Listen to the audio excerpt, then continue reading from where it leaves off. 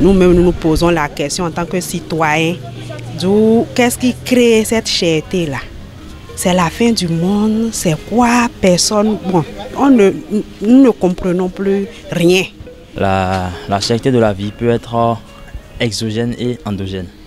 Quand je dis exogène, c'est ce qui ne dépend pas de nous. Les produits qui vont entrer dans nos pays vont prendre un coup. Quand je parle de cause endogène, c'est ce qui nous concerne.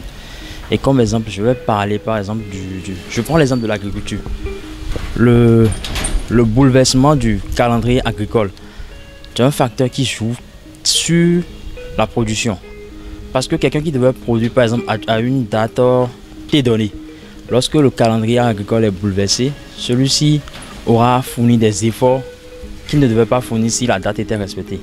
Donc lorsqu'il produit, il est obligé d'augmenter les prix. Moi, je vois que c'est dû aux taxes qu'ils ont augmenté au niveau des douanes, beaucoup de choses. Et les frontières, ils ont fermé certaines. Par exemple, ils ont fermé les frontières Niger, Bénin. Moi, je vois que la cherté, c'est à cause de ces choses. Les réformes que le gouvernement actuel a mis en place peuvent contribuer à cela aussi, quoi. Et les coûts de production sont élevés, donc ça aura des répercussions sur le prix des denrées alimentaires. Il y a un peu de la discrimination aujourd'hui. Avant d'établir les prix des choses, par exemple, on ne tient pas compte de la classe basse et on tient compte surtout de ceux qui en ont déjà. Tomiton et révolution d'oué. Tomiton révolution d'oué. Aïtore les métiers par exemple, nous nos chers mido dion. C'est parce que mido tomiton dion. Évolution de toi même.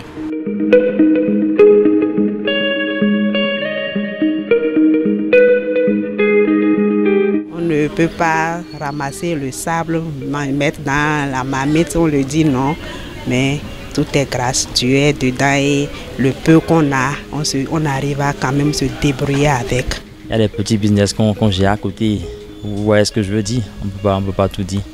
Si c'est ravitaillement 10 000 tu faisais avant, maintenant c'est revenu à 5 000.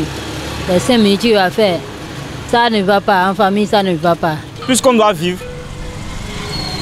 on essaie de notre mieux de s'adapter.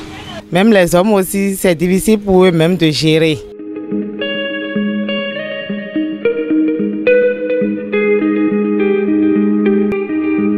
On peut divorcer facilement pour ça parce que papa va reprocher des choses, toi-même tu es là, tu reproches des choses et il n'y a pas de l'entente quoi. Ça a des répercussions, des conséquences.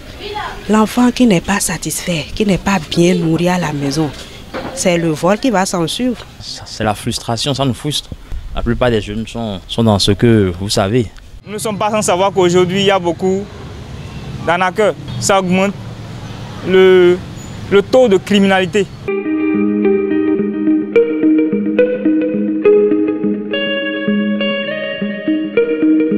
Nos frères, nos sœurs, ne nous livrons pas à la débauche, ne nous laissons pas leurrer par les gens qui se disent qu'ils sont à l'aise. Non, non, non, non, non. Contentons-nous de peu que nous avons et du coup nos enfants restent sur le droit chemin.